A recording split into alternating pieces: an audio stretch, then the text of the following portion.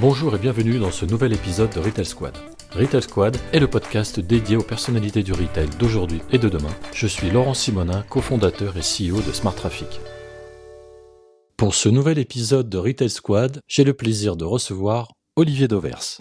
Olivier Dauvers, bonjour. Bonjour. Merci de prendre du temps pour participer à ce nouvel épisode de Retail Squad. Olivier, vous êtes une figure notable dans le domaine du commerce et de la distribution en France. Journaliste, écrivain et spécialiste du retail, plus particulièrement de la grande distribution. Vous êtes aujourd'hui reconnu pour votre capacité à vulgariser des concepts complexes et à anticiper les évolutions du marché. Si je dois résumer, vous avez su vous positionner comme un acteur incontournable de l'analyse de la grande distribution en France. Pouvez-vous nous parler de votre parcours professionnel, de vos motivations, vos éventuelles figures inspirantes et comment vous en êtes arrivé à vous spécialiser dans le monde du retail? Donc, mon parcours a démarré par une formation qui n'a rien à voir avec ce que je fais aujourd'hui en apparence, puisque je suis ingénieur en agriculture. C'est-à-dire pas grand-chose en réalité en lien avec le commerce et la conso, si ce n'est que pour distribuer, pour commercer, il faut d'abord produire. Et finalement, au moins pour l'alimentaire, quand on est en agriculture, on est au début d'une chaîne qui va jusqu'au chef de rayon crèmerie chez Carrefour à Ponto Combo, par exemple. Mais j'admets que ça soit un petit peu loin. La manière dont je m'en suis rapproché, c'est via mon stage de fin d'études dans cette formation-là, où je suis allé dans une société d'édition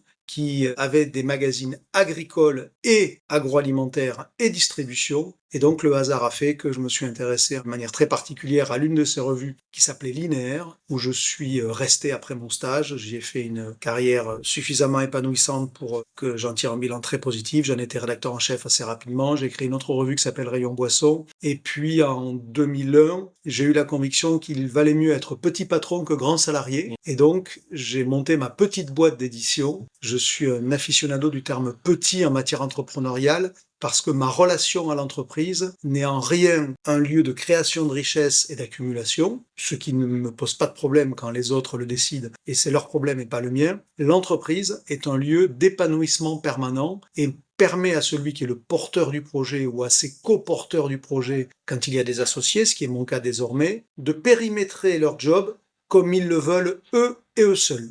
Et en réalité, la seule obligation qu'ils ont vis-à-vis d'eux-mêmes, c'est chaque année d'être légèrement au-dessus de la ligne de flottaison pour avoir le droit de jouer une année encore. C'est ce qui vous intéresse dans la notion de petite entreprise? Absolument. Parce que d'abord, je ne me sens pas les capacités pour gérer une grande entreprise. J'ai eu dans ma vie à gérer, notamment après Linéaire, où j'avais fait un premier passage sur M6, mais très rapide. J'ai eu à gérer des équipes de quelques dizaines de personnes et je suis mauvais. Voilà, je suis mauvais pour faire ça et surtout, ça me fait chier. Pour être clair, j'ai horreur de faire travailler les autres. Par contre, j'adore travailler, au sens produire, évidemment.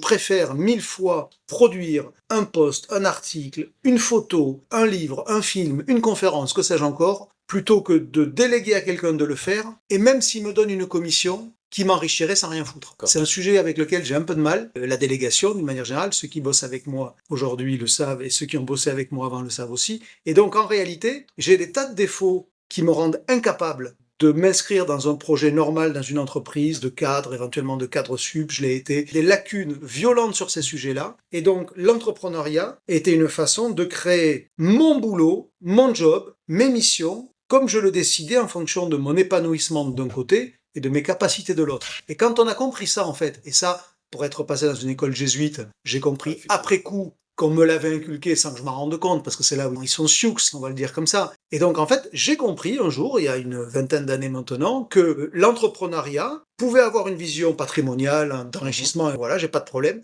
mais aussi avait une autre vertu, qui est que ça permet de définir ce qu'on va faire en fonction de ce qu'on sait faire. Donc, on élimine ce qu'on ne sait pas faire, et de ce qu'on aime faire, et on garde que ce qui fait plaisir. Résultat des courses, je sais que mes associés n'aiment pas que je le dise parce qu'eux, ils sont pas à 200% comme moi là-dessus. Ils sont un peu, évidemment, mais moi, je travaille jamais. Vous avez le sentiment de ne pas travailler? Ah, moi, je travaille pas. Je ne travaille pas. Donc si on fait le parallèle un peu avec l'univers du retail, vous aimez bien un peu le carrelage, hein? Oui, parce que ça me plaît d'être là où se passe la consommation, parce que la consommation, le centre d'intérêt que j'ai développé pour ça, c'est parce qu'en réalité, c'est la vie. c'est la société, c'est la diversité de la société, dans toutes les couleurs de peau, tous les niveaux sociaux, toutes les appétences produits pour un qui aime ça, l'autre qui aime pas ça, et à un moment donné, il y a un produit qui marche, et puis 5 ans après, c'est plus le même, c'est un autre. Enfin, je veux dire, c'est la diversité de la vie se retrouve dans le commerce. Et c'est pour ça d'ailleurs que dans les analyses du commerce que je fais, et j'en vis pour une part évidemment depuis déjà quelques dizaines d'années, je mets toujours en première pierre de mes analyses la sociologie. Parce que la sociologie, c'est le socle de compréhension du commerce et de son évolution. Tant qu'on ne regarde le commerce que par des prismes économiques, financiers, techno, alors c'est utile, mais c'est pas suffisant. Et en tous les cas, c'est moins important que quand on regarde le commerce dans son approche socio. Et c'est d'ailleurs pas pour rien que Leclerc est aujourd'hui la meilleure enseigne dans le commerce depuis une vingtaine ou même d'années, pour faire simple. C'est parce que c'est celle qui, dans sa stratégie, met le plus de sociologie. D'accord. Depuis toujours. Ah ouais. Je trouve que Michel-Édouard Leclerc n'est pas un sociologue de formation, mais il est un sociologue d'expérience et de temps. Ça fait 40 ans que ce mec-là passe son temps à observer la société, à comprendre ce que ça veut dire en termes d'attente, et ensuite à le retranscrire à la fois dans une dynamique collective qui est le réseau et la coopérative Leclerc, et dans le narratif de l'enseigne dont il a la charge. Moi, je suis stupéfait de voir que beaucoup de ses congénères n'ont toujours pas, à mes yeux, assez intégré la primauté du de la sociologie, dans l'analyse du commerce. Et ça me passionne. Je suis assez d'accord avec vous. Ils font preuve d'intelligence situationnelle. Moi, c'est vrai que j'aime bien ce terme de personnes qui développent une intelligence par rapport à des situations du quotidien. Justement, vous parliez de Leclerc. Est-ce qu'il aurait été une influence pour vous? Est-ce que vous avez subi des influences dans votre carrière? J'ai subi une influence presque philosophique d'Édouard Leclerc, le père, puisque j'ai de la bouteille, puisque j'ai 54 ans, et que j'ai commencé à travailler à 20 ans. Donc ça fait quand même, puisque j'avais un petit peu d'avance à l'école. Et donc j'ai été diplômé relativement tôt. Donc ça fait bien plus de 30 ans que je suis dans le commerce, et au début de ma carrière, jusqu'à sa disparition, j'ai eu à fréquenter souvent Édouard Leclerc, parce que le personnage était fascinant, à la fois par le rejet qu'il générait chez certains, en l'occurrence les fournisseurs, et par l'adhésion qu'il suscitait dans la société, avec entre les deux les politiques, qui à certains moments l'adulaient, et à d'autres le détestaient. Donc je trouve que cette position était quand même sacrément intéressante. Et j'ai déjà raconté ça plein de fois, mais je le fais avec grand plaisir. J'étais dans un avion qui nous ramenait d'une inauguration en Pologne, à Lublin pour être précis, avec Édouard Leclerc, qui nous ramenait en Bretagne, puisqu'à ce moment-là, ma base était rennaise. Et la conversation va sur est-ce qu'il a des regrets de ne pas avoir créé un réseau façon Mullier quand il est parti, puisque je vous rappelle qu'il a créé une coopérative. Ça veut dire qu'avec des compagnons de route, qu'il a aidé à monter des magasins sans que ces magasins lui appartiennent. Le seul effet bénéfique économiquement de tous les gens qui l'ont rejoint, c'est qu'ils amélioraient les conditions d'achat de l'ensemble et donc au service de chacun. Mais dans les faits, Édouard Leclerc n'a jamais possédé plus de 2 magasins.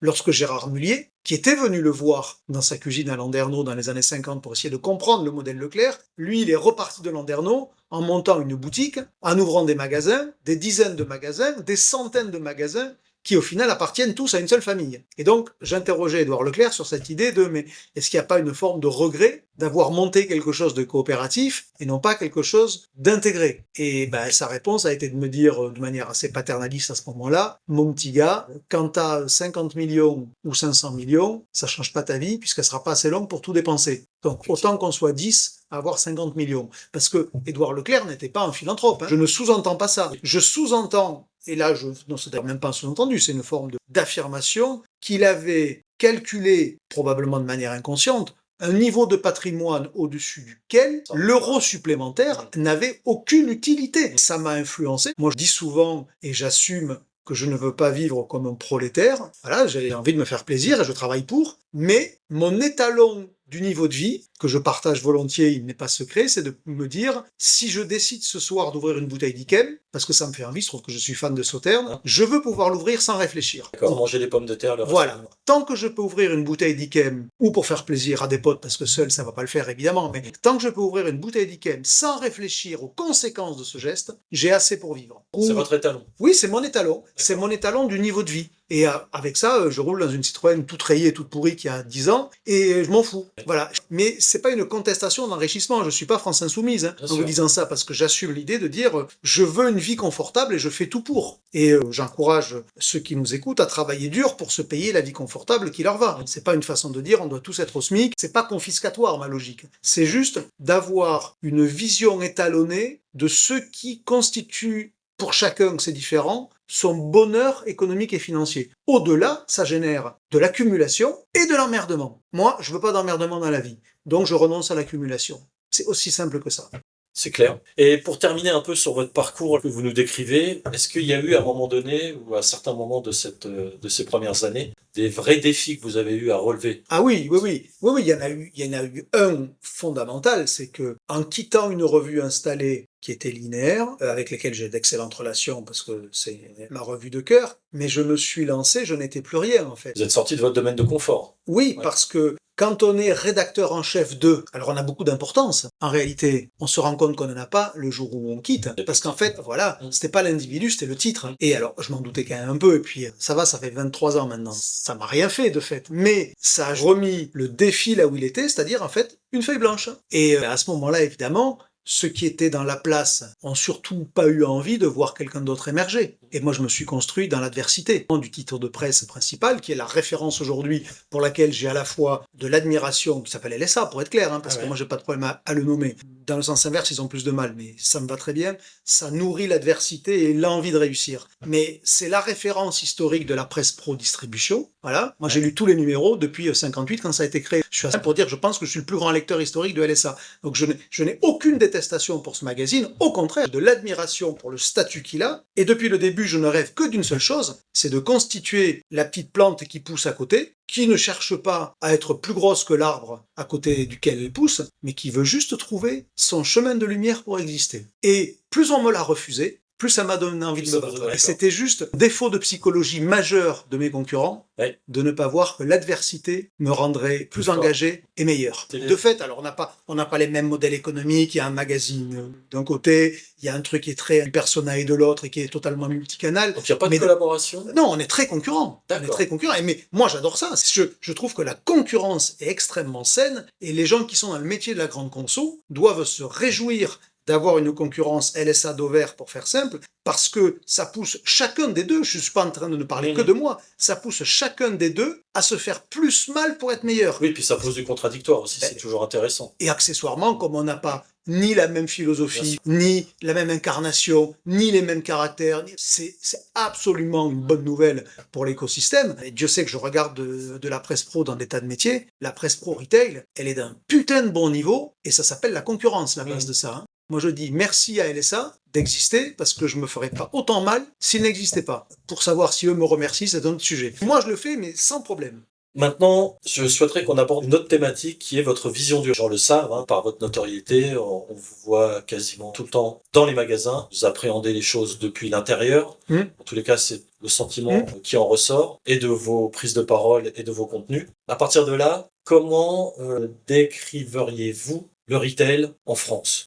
Comme je donne beaucoup de conférences, ma vision et ma façon de l'exprimer est assez rodée. Nous sommes dans une époque que je qualifie de Big Bang commercial, dans le sens où se détruit un monde qui était très équilibré, qui a à peu près duré une quarantaine, une cinquantaine d'années, est en train de se recréer, de se reconstruire un monde qui durera, je ne sais pas combien, mais quelques décennies quand même. Et on est dans ce moment où quelque chose disparaît, quelque chose apparaît. Mais comme on l'a vécu dans les années 50 et 60, je n'étais pas là évidemment, et la majorité de ceux qui nous écoutent non plus, tout ça se fait sur une échelle de temps qui est lente et longue, parce que c'est très schumpeterien, c'est la destruction créatrice. Mais ça se fait pas le lundi soir, on arrête, tout disparaît, et le mardi matin, on reconstruit tout de manière différente. Non. Mais donc, on est dans cette époque-là. Pourquoi je dis qu'on est dans cette époque-là? Parce qu'il y a en gros 3 attendus de marché qui s'imposent à tous les commerçants et qui sont les moteurs de cette déstructuration, recréation. Le premier attendu de marché, c'est que le gâteau de la conso ne grossit plus. Et ça, c'est nouveau. Parce que la précédente révolution commerciale des années 60, en gros, elle s'est nourrie du fait qu'il y avait du vent dans les voiles et que tout le monde avançait, même les mauvais, mais comme ils avançaient, ils ne savaient pas qu'ils étaient mauvais. Il n'y a plus de vent dans les voiles, c'est l'attendu numéro 1. Le deuxième attendu de marché, c'est qu'une partie de la conso est en train de basculer du offline vers le online. Pas toute la conso, mais une partie. On est déjà à 150 milliards d'euros par an Et évidemment que ça va durer. Alors le rythme baissera sans doute. Non, mais quand on regarde les générations qui nous suivent, peut-on se dire décemment qu'ils feront moins que nous là-dessus? Donc ce mouvement-là, il est installé et il va durer. Je dis bien, et je l'ai dit tout seul avant même une remarque, le rythme pourra changer, mais la direction non. Donc le deuxième attendu de marché, c'est une bascule offline-online, alors qui est différente suivant les catégories de produits, c'est pas égal partout, ok, certes, mais malgré tout, ça fait que le gâteau pour le offline, il se rétrécit, puisque globalement, il ne progresse pas, et une partie de ce gâteau quitte la table. Le troisième attendu de marché, c'est qu'on continue à accroître les capacités commerciales. Donc, alors que les capacités commerciales s'expriment en mètres carrés de magasins, en nombre de magasins, en amplitude horaire. Quand on a des magasins qui sont ouverts le dimanche matin, je pense aujourd'hui à 3 hyper sur 4, alors qu'il y a 10 ans, 15 ans, c'était aucun ouvert le dimanche matin, c'est bien des capacités commerciales. Quand on voit l'arrivée du drive et qui a justifié chez Chronodrive, chez Leclerc ou chez Auchan la création de petits entrepôts, on a bien mis des capex sur la table, de l'investissement sur la table pour les créer, ça n'a pas fait grossir le gâteau global. Ça a au mieux dérivé de la part de marché. Donc quand vous additionnez ces trois attendus de marché, le gâteau qui grossit pas, une partie de ce gâteau qui bascule du offline vers le online et les capacités commerciales qui progressent, vous en déduisez de manière mécanique que le commerce est confronté à une baisse des rendements. Comme ça, il faut pas être intelligent. Moi, je le revendique. Faire agri, c'est faire l'école du fameux bon sens paysan. Et donc, les rendements commerciaux baissent. Dans ce métier-là, quand les rendements commerciaux baissent, qu'est-ce qui se passe? Les modèles économiques sont fragilisés. Quand les modèles économiques sont fragilisés, qu'est-ce qui se passe? Les plus faibles disparaissent. Ça s'appelle la vie. C'est comme en Afrique, quand il y a une sécheresse, les animaux les plus fragiles crèvent d'âge. C'est aussi con que ça. Et donc, on est en train d'assister à ce moment de destruction. Dans le textile, c'est assez fascinant. C'est flagrant. Mais même dans l'alimentaire, qui était un truc soi-disant résilient, Casino est tombé en une année. Et alors oui, dans l'immédiat, tous les magasins ont été repris. Mais moi, je mets mon billet sur la table. Je l'ai déjà dit et je l'assume. Auchan, Intermarché, qui ont repris en gros 90% de Casino, fermeront des magasins. C'est une évidence. Ils ne pourront pas tous les retourner. Parce qu'il y en a qui sont irretournables, parce qu'ils sont tombés trop bas en termes de niveau de rendement. Et donc, dans ces cas-là, on aura là encore de la destruction de mètres carrés. Donc, on est dans ce moment-là. Et comme en même temps, on voit bien émerger des nouvelles formes de vente, des nouvelles idées, des nouveaux concepts, et bien voilà, on est pile dans cet entre-deux où on détruit ce qui était très stable, très équilibré depuis 50 ans, et on est en train d'écrire un nouveau chapitre. Quand on est observateur à ce moment-là, avec un peu de background, comme c'est mon cas, c'est quand même assez jouissif de vivre cette époque-là. Beaucoup plus qu'il y a 20 ans, où en gros il suffisait de prolonger les courbes pour imaginer le futur. Aujourd'hui, le mec qui prolonge des courbes pour imaginer le futur, il est sûr d'aller dans la mauvaise direction. D'ailleurs, ce qui est étonnant par rapport à ce que vous dites, c'est qu'en y pensant, là, j'ai vécu quelques années aux États-Unis et c'est vrai que sur un marché comme les États-Unis, qui est plus grand celui de la France, il y a finalement pas tant d'enseignes que ça. Alors, il y a une différence fondamentale entre la France et les États-Unis, c'est que aux États-Unis, l'urbanisme commercial est plus débridé, moins encadré qu'en France. Donc, ce mouvement où les plus faibles tombent, repris par des plus forts, qui du coup deviennent plus forts, et donc un écart encore plus important par rapport aux faibles, et ainsi de suite, ce mouvement-là n'a pas été freiné par la régulation de l'urbanisme commercial. La France, depuis 1973, et la loi Royer, est un pays dans lequel on a encadré, pour des raisons qui sont là, c'est pas le sujet du jour, et donc en réalité, c'est beaucoup moins facile d'ouvrir des mètres carrés, donc de tuer le concurrent d'en face, alors qu'aux États-Unis, c'est finalement très facile. Donc en réalité, cette forme de libéralisation de l'urbanisme commercial, ou de liberté supérieure, a raccourci l'échelle de temps de cette transformation-là, de cette destruction-là. Et donc, ça a façonné des groupes, alors pas en alimentaire, plutôt en non alimentaire, où il y a beaucoup plus de groupes très gros et très peu de petits. Si on parle innovation et tendance, quelles sont, selon vous, les innovations les plus prometteuses dans le retail actuellement, dans ce que vous avez observé ces dernières années? Je pense que il faut chercher évidemment dans le registre plutôt des tech, de la techno, qui est un registre qui fait fantasmer beaucoup, en oubliant que la clé de succès d'une tech, d'une techno, donc d'une innovation dans le retail, c'est qu'apporte-t-elle aux commerçants, aux clients, parce que c'est rarement les deux à la fois, et y en a-t-il qui apportent aux deux? Il faut tout trier comme ça. Il y a une techno qui apporte aux deux, c'est l'encaissement automatique, quelle que soit sa forme. Parce qu'il y a 1000 façons. C'est du self-scanning sur son téléphone portable, c'est des bornes, des automates, tels qu'on le voit aujourd'hui en caisse de supermarché, là où c'est de la lecture optique, ou c'est de la RFID, comme chez Decathlon par exemple, avec un bac, une cuve, qui est un lecteur de puces RFID en réalité dans lequel je mets mes articles qui sont lus instantanément. Donc il y a plein de techno derrière cette idée de l'encaissement automatique. Pourquoi je mets ça en avant et en haut de tout? Parce que il y a les deux intérêts, pour le commerçant, pour le client. Pour le commerçant, évidemment, l'encaissement automatique, c'est une façon de baisser les coûts. Il va y avoir beaucoup de cynisme dans ce que je dis. Ça signifie pas que je le souhaite d'un point de vue social, mais je constate. Et ma liberté intellectuelle m'oblige, quand je constate quelque chose, à ne pas l'effacer au prisme de mes convictions. Mes convictions, elles sont légitimes, chacun en a, mais quand il y a des faits, les convictions passent après les faits. Donc, une ligne de caisse, c'est, pour faire simple, je pense dans une grande surface notamment, c'est 25% des frais de perso. Quand vous avez la capacité, non pas d'effacer 25% des frais de perso, mais de diminuer 25% des frais de perso, alors que dans le même temps, vous êtes engagé dans une concurrence à la vie, à la mort sur les prix. Est-ce que vous regardez ou pas? Bien sûr qu'il faut regarder. Après, c'est à quelle vitesse j'y vais. Casino y est allé beaucoup trop loin pour une seule raison, baisser les coûts. Et c'est là où il faut accepter de dire, pour qu'une techno s'impose, il faut piloter les deux sujets en même temps. L'intérêt commerçant, l'intérêt consommateur. Donc l'intérêt commerçant de l'auto-encaissement, il n'y a pas de doute, faire baisser les prix.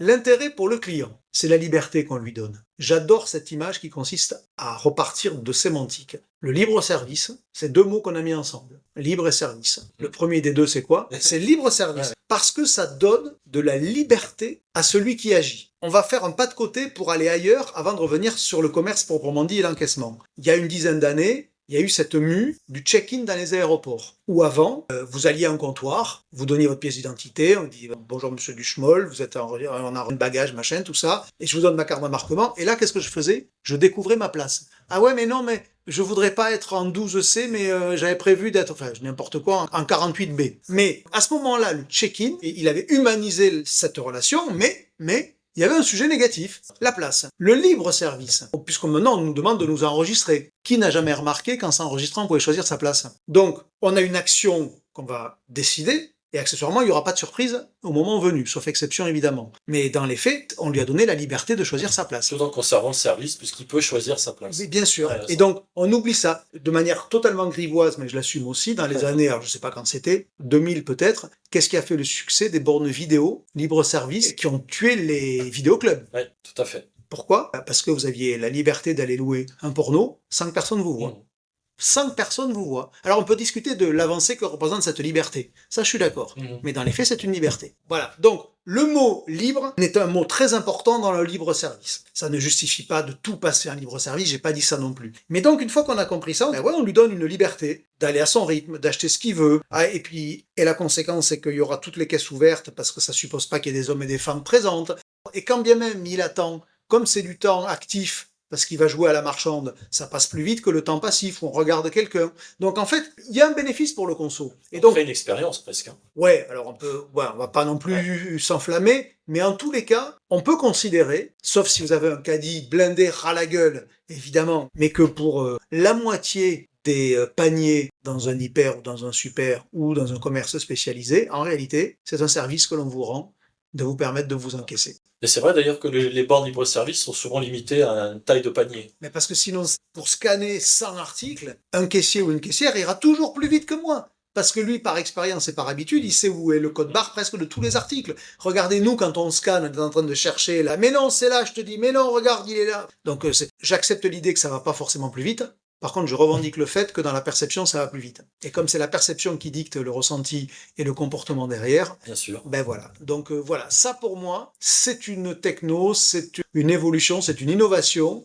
Certains sont allés très vite, trop tôt. Je me rappelle d'un Intermarché à Rennes en 2004 ou 2005, qui avait passé toute sa ligne de caisse. Toute. En automatique. En automatique. Évidemment, il a fait demi-tour. Et oui. On a l'exemple contemporain de Casino, qui est allé trop loin. Aujourd'hui, les repreneurs remettent des caisses. C'est des vraies caisses avec des vrais gens. Voilà. Donc le sujet, c'est pas la direction, c'est l'intensité, c'est la vitesse. Intéressant. Parce que justement, c'est quelque chose que je conserve de mes études. Un des principaux challenges de la grande distribution, que je trouve aujourd'hui n'a pas été vraiment réglé, c'est le nombre de manipulations d'un produit entre le moment où on le prend sur l'étagère et où on le range dans son placard ou dans son frigo. Et moi, j'ai longtemps pensé que les caisses automatiques, ce type d'initiative, n'avait que pour seul objectif d'essayer de réduire ce nombre de manipulations qui, je crois, est de 6 à 7 fois. Vous manipulez le produit entre 6 et 7 fois entre le moment où vous le prenez dans l'étagère et le moment où il finit dans votre placard. Et ça, en termes d'expérience client, c'est redoutable parce que c'est C'est casse-pied. C'est casse-pied à une nuance que celui qui fait ça est bénévole quand il le fait. Donc ça n'a pas de coût et ça n'allie pas la chaîne de valeur, alors que quand je fais qu'une manipulation, je prépare mes courses dans un entrepôt et je le livre au domicile chez le client, là on réduit sacrément le nombre de manipulations. Oui, mais comme on sous-traite ces manipulations à un employé, elles ont un coût et la part des consommateurs qui est prêt à payer pour ce coût est faible. Et c'est quand même toute la limite de mettre du service humain dans cette chaîne de valeur où le niveau de tension économique est super élevé parce qu'il y a une attente pour du prix bas. C'est comme ça. On peut discuter de est-ce que c'est normal que tout soit orienté prix. Moi, quand je fais des posts, et Dieu sait que j'en fais pour reparler du prix, tout ça, je me fais régulièrement tacler par des gens qui disent « Et encore une fois, il n'y a que le prix dans la vie. » Ben, je constate, les gars. Je constate. Moi, je vais le samedi chez Action parce que ça m'éclate, non pas pour faire mes courses, mais pour regarder la vie. Parce que tous les mecs qui me donnent des leçons sur il n'y a pas que le prix dans la vie, ah mais eux ils vont chez Maison du Monde une fois tous les trimestres pour refaire la décoration. Moi je vais chez Action tous les samedis, enfin pas tous les samedis mais 2 samedis par mois c'est sûr, pour vivre à la vie de la conso. Où on entend des gens qui disent non mais prends-le, à ce prix-là tu risques rien. Ça dit tout. En tant que citoyen, dans ce que je produis, ça ne traduit pas nécessairement toujours ma pensée de citoyen. Non, vous êtes un observateur. Voilà. Quand je suis extatique devant le succès d'Action, qui est quand même le temple de la consommation moyennement responsable, pour être clair, en tant que citoyen, ça me pose question. Mais en tant qu'observateur de ce qui se passe, je vais cacher ça au nom de mes convictions qu'il faudrait moins consommer, qu'il faudrait une forme de frugalité. Alors accessoirement, c'est très peu journalistique où on est censé rendre compte d'une forme de réalité. On peut l'éditorialiser, on peut donner un point de vue, mais le point de vue ne doit pas devenir l'essentiel. Et donc, ça serait très loin du journalisme, que je revendique bien évidemment, et ensuite, ça serait pas la réalité, et pour ceux qui vivent ça, c'est une forme de négation de leurs conditions. Ne pas voir qu'il y a des gens qui ont besoin d'aller chez Action pour avoir le sentiment de consommer, parce que là au moins ils peuvent consommer, ils peuvent repartir avec plusieurs petits objets qui leur font plaisir avec 5 € de shopping. Allez faire du shopping chez Maison du Monde avec 5 €. Vous ne partez même pas avec une bougie, donc c'est pas la peine. C'est même une forme de condescendance coupable que de ne pas vouloir voir qu'une partie de la population, elle a besoin de ça. Mes convictions ne peuvent pas effacer les besoins d'une partie de la population. Et donc moi, je me refuse à ne pas voir ce qui est la réalité. Et franchement, ça déplaît. Mais je vous comprends parce que je fais souvent le parallèle entre les grandes surfaces et la démocratie. C'est-à-dire que je prends comme exemple le rayon de yaourt. Je vous rejoins dans le sens où effectivement une grande surface c'est un lieu de vie, c'est la cité aussi. Et on est dans des situations où finalement on a un choix qui est assez large, même si on prend toujours les mêmes produits. Mais quand on est face au rayon de yaourt, on a des centaines de références qui nous donnent l'impression d'avoir le choix. Et ça c'est quoi? C'est une liberté. C'est ça. C'est une liberté, même si on choisit au final le même produit que la semaine dernière. J'ai été content de voir qu'il existait du yaourt marron carotte, que j'achèterai jamais. Mais j'ai le choix si je veux de l'acheter. C'est ça, exactement. Très intéressant. Je voudrais maintenant vous entendre sur l'avenir du retail. Vous avez évoqué un certain nombre d'avancées qui vont jouer sur l'expérience et sur la structure de magasin. Mais maintenant, quels seront selon vous les éléments clés qui définiront le succès des retailers de demain? Il y a 2 phases, à mon avis, entre autres, parce que c'est pas les seules, mais qui me semblent importantes, qui vont se dérouler de manière concomitante. D'abord, c'est la fin de la destruction de l'équilibre précédent. Je reviens là-dessus, c'est-à-dire on est en train de détruire. Il faut aller jusqu'au bout. Et on a trop de mètres carrés, pour être clair. On a trop d'enseignes. Je vais pas nommer, mais les enseignes les plus faibles n'ont évidemment quand même sacrément moins d'avenir que les plus fortes. Donc, on a trop d'enseignes, on a trop de mètres carrés. Donc, on va purger. Ça, ce mouvement-là, on n'est qu'au début. On l'a déjà entamé presque en banalisant ce qui arrive aux enseignes qui disparaissent aujourd'hui. Il y a 3-4 ans, quand une enseigne textile, par exemple, disparaissait, c'était la une des JT. Aujourd'hui, ça devient ce qu'on appelle un entrefilet. C'est une info parmi d'autres. C'est-à-dire, on commence à s'habituer. Je dis pas qu'il n'y a pas des sujets sociaux pour les hommes et femmes. Attention, encore une fois, j'admets qu'il y a du cynisme dans ce que je raconte, mais si ça sert la compréhension d'une situation, le cynisme est utile. Donc, voilà. Donc, on a besoin de purger. Donc, on va continuer.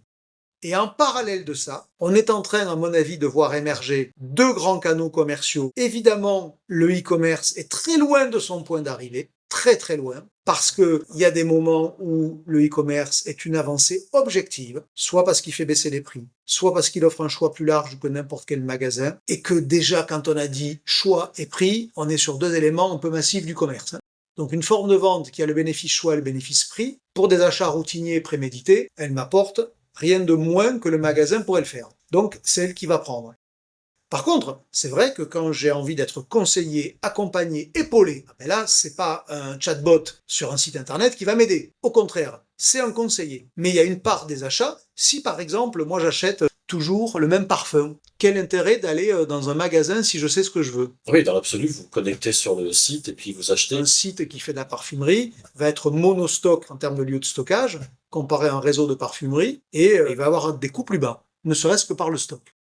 À l'inverse, si je veux changer de parfum, si je veux découvrir quelque chose, ah ben là j'ai surtout envie d'avoir une parfumerie, peut-être même un conseiller ou une conseillère qui, sachant que j'aime l'égoïste de Chanel, va me dire « Ah, vous aimez les parfums acidulés en fait. Donc regardez, chez n'importe quoi, Ouais. chez Jean-Paul Gaultier, il y a un truc acidulé, c'est ça. Et elle va pas me faire sentir un truc qui ressemblera pas du tout à ce que j'aime déjà. Et donc ça, c'est jamais un ordinateur avec un truc de senteur qui sort de la clé USB qui va me le faire sentir. Ouais. Évidemment pas. Donc voilà.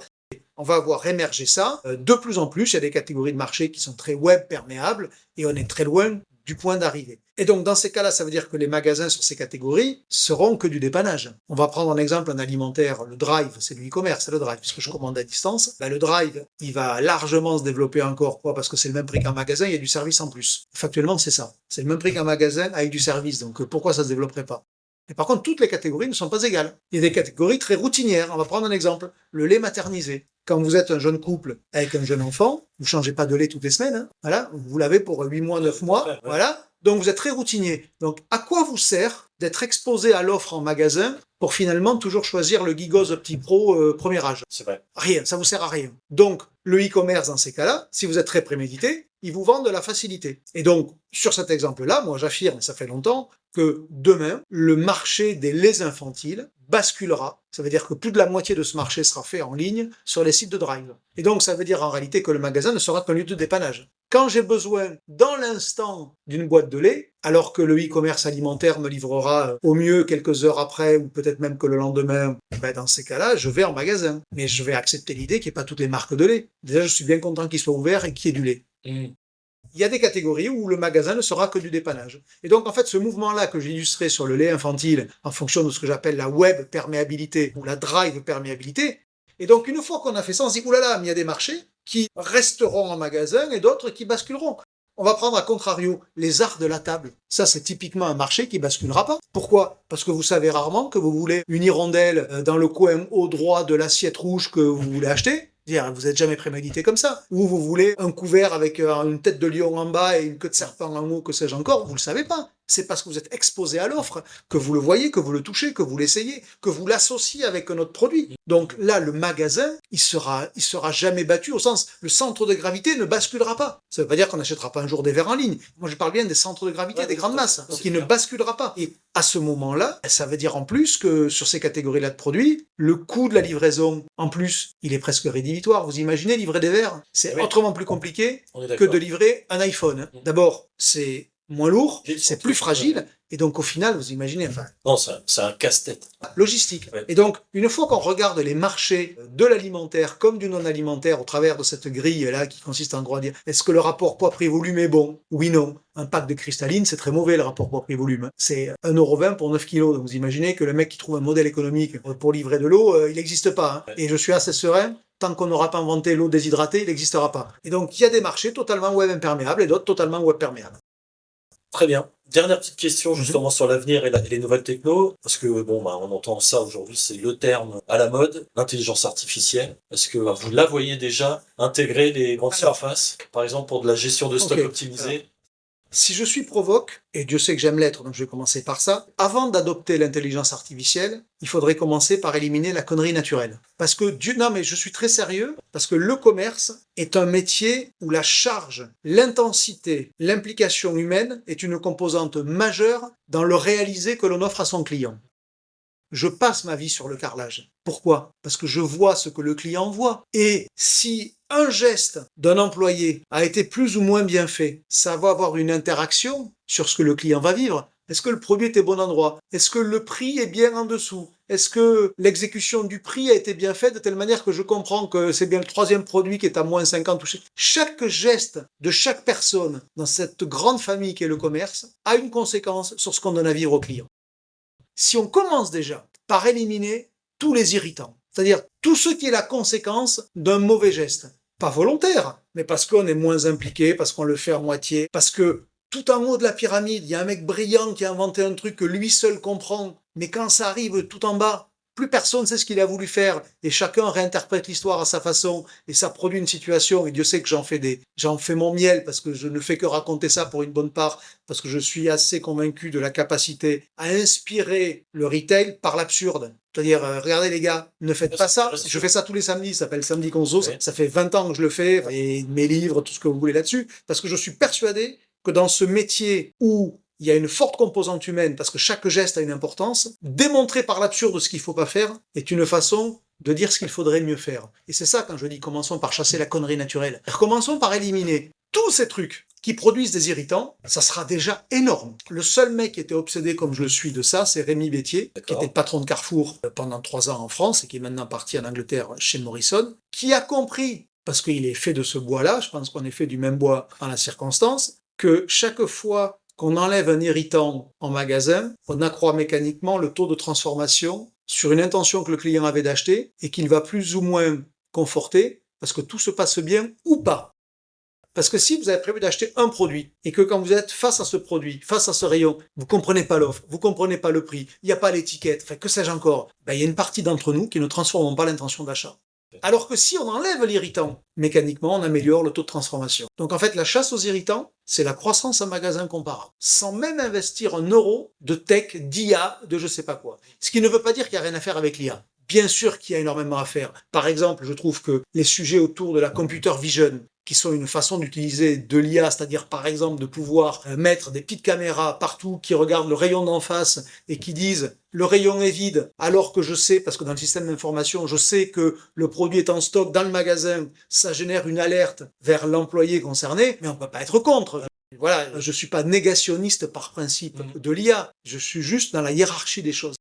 C'est-à-dire qu'il y a des améliorateurs qui coûtent rien. Parce que je vous rappelle quand même que quand un employé fait un geste, bien ou mal, il a le même coût, le geste. C'est quand même dommage. Parce que s'il le fait mal, ça génère un irritant, donc ça abaisse le taux de transformation, et s'il le fait bien, ça rend, pour cet exemple-là, le parcours sans couture. Ça n'a rien coûté, les gars. Donc c'est bien pour ça que dans la hiérarchie, ça fait vieux con. Mais c'est pour ça que j'étais en symbiose intellectuelle avec Rémi Bétier chez Carrefour quand il est arrivé, parce que Carrefour va être la digital native et compagnie, enfin tout ça, ok, très bien, très bien. Commencez déjà par enlever tous les irritants sur le terrain. Commencez par ça. Retour au basique et nettoyer les mauvaises Bien sûr. habitudes et les mauvais gestes. Il y aura forcément besoin de mettre de l'IA, pas de problème. Je suis pas technophobe, mais je suis carrelage fil. C'est ça la différence. Et je préfère être carrelage fil que technophile. Ce qui ne veut pas dire que je suis technophobe. Olivier, maintenant, et pour conclure un peu sur cet épisode-là de Retail Squad, des choses un peu plus personnelles, si vous voulez bien les partager. Quels sont vos projets, vos prochaines initiatives? Vous avez écrit des livres, par exemple. Est-ce que vous êtes dans un projet de ce type-là? C'est quoi l'actualité d'Olivier Dauvers pour les prochains mois? Alors, j'ai un projet de vie et des projets, et je les hiérarchise. D'accord. Comme je l'assume et je le revendique régulièrement, j'ai un seul projet de vie, c'est épouser Madame Dauvers. Elle le sait, j'en profite pour le redire. C'est une œuvre au très long cours. Non, mais tout ça pour dire que ma vie n'est guidée que par mon bonheur. Donc là, il y a une quête, voilà, certains savent, et il y a autour de ça des projets qui m'animent au quotidien. Et donc, tous ont comme point commun, c'est pour ça que je commence par ce sujet très très perso, parce qu'en fait, ma vie pro et ma vie perso, c'est la même chose. C'est juste ça. Et donc, ce n'est drivé que par le plaisir et le bonheur que j'y prends. Le jour où j'en prendrai plus, je ferai autre chose, ou j'arrêterai de bosser, ou je serai mort. C'est pas grave.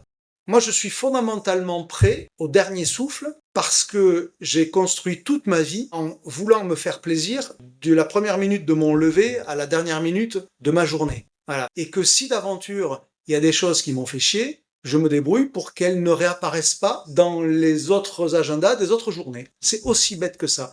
Et donc, en réalité, je trouve que, alors, il y a des tenants qui ont théorisé le bonheur à la place du PIB. À titre perso, je partage évidemment totalement cette idée que la richesse devrait se mesurer plutôt par le bonheur procuré et les externalités épanouissantes que procure chaque activité, plutôt que par les externalités financières. Voilà.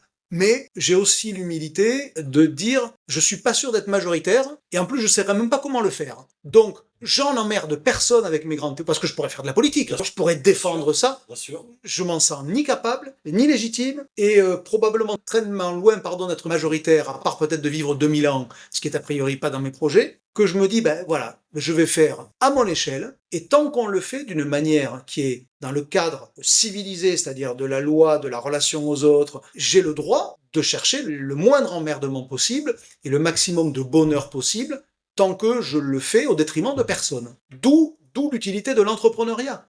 Et je reviens là-dessus. Je ne l'ai pas théorisé comme ça au début, mais aujourd'hui je suis capable de le théoriser. L'entrepreneuriat, c'est l'émancipation de la hiérarchie, ça tout le monde le sait, au service de sa quête ultime. Et chacun met la quête ultime comme il le veut. Moi, j'ai pas de problème avec les gens qui montent des boîtes pour avoir des millions. Je n'ai pas de problème avec ça, ou pour diriger des milliers de personnes. J'ai zéro problème. Mais qu'on me laisse faire ma quête, qui est de dire, moi, je veux être heureux dans ce que je fais. Et d'ailleurs, pour que ça soit très clair, mes associés, je devrais pas le dire fiscalement, je sais pas, mais je m'arrangerai le jour venu, ça leur a rien coûté d'être associés. Oui, d'accord. C'est mon problème. Ouais, ouais. C'est mon problème. Ils sont plus investisseurs, quelque part. Je n'ai que, je sais plus, je crois que c'est 60% de ma boîte, et mes 3 associés ont la différence. Oui, ils bossent. C'est mes associés au sens, ils bossent comme moi. Alors, on les connaît pas parce que, hors dans notre écosystème B2B, parce que ce sont d'anciens rédacteurs en chef de linéaire, mais par exemple, dans les conférences, ou dans les médias, ou sur M6 RTL, puisque c'est mon groupe, c'est là où je bosse en tant que monsieur Conso. C'est mon intitut personnel, mais dans les faits, ils font le même métier que moi.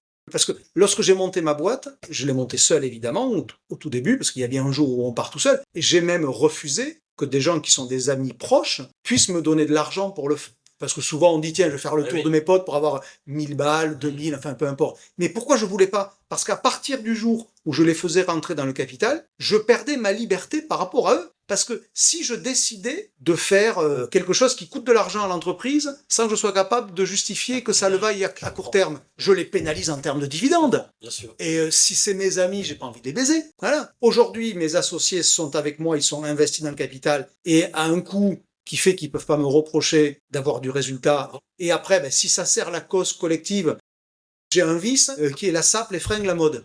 Voilà, où effectivement, je pense que je suis un bon client de mon tailleur. Et je revendique et je l'assume, ça fait partie de mes frais professionnels. Quelque part, j'appauvris mes associés en utilisant ça eux. Sauf que désormais, même mon expert comptable, il en a convenu avec le temps. Il a mis quelques années pour s'en convaincre que ça servait la cause de l'entreprise. Oui. Parce que finalement, c'était moi. Bah oui, et donc, c'est la marque. Oui, mais ça n'a pas été construit comme ça. Mais si ça a participé à ça, mais quand j'achète une nouvelle veste, c'est mes associés qui en payent un bout. Et vous voyez, je suis totalement détendu. Mais on peut en discuter. Ouais. C'est ça qui est bien dans l'entrepreneuriat, c'est la liberté. Et on est capable d'aller à l'autre bout du monde avec mes associés, parce qu'on le fait régulièrement. Une semaine, 10 jours, visiter des magasins à 4. On est missionné par personne. Ça nous coûte une blinde. Et je demande même pas à la fin du voyage combien ça nous a coûté. Parce que je m'en contrefous. On peut le faire, on le fait. L'expérience montre que quand on est, par exemple, aux États-Unis... L'exemple du Château Yquem. Oui, c'est pareil. Ouais. Moi, je veux pouvoir aller avec mes associés, une semaine aux États-Unis voir des magasins, sans savoir avant de partir ce qu'on va produire. Parce que c'est ça la liberté. Ouais. Parce que si on se dit, on part, mais il faut ramener 2 pages pour ça, il faut ramener une vidéo sur ça, c'est plus la liberté. C'est la différence fondamentale avec mes camarades de la presse classique, c'est que, et je les comprends, ils sont capables de missionner un journaliste pour aller faire un sujet, je sais pas où, en Italie, en Espagne, aux États-Unis, mais au moment où il part, le mec, il sait qu'il doit produire. Parce qu'il est redevable vis-à-vis de sa boîte. Mais mes associés et moi, on est redevables à qui ? À nous, donc à personne. Eh bien, je vous propose qu'on mette le mot de la fin sur ce point final. Le point final là-dessus. Et encore un grand merci pour ce moment partagé. C'était passionnant et très très intéressant. Merci. Quant à nous, chers auditeurs et chères auditrices, je vous donne rendez-vous dès le mois prochain pour un nouvel épisode de Retail Squad.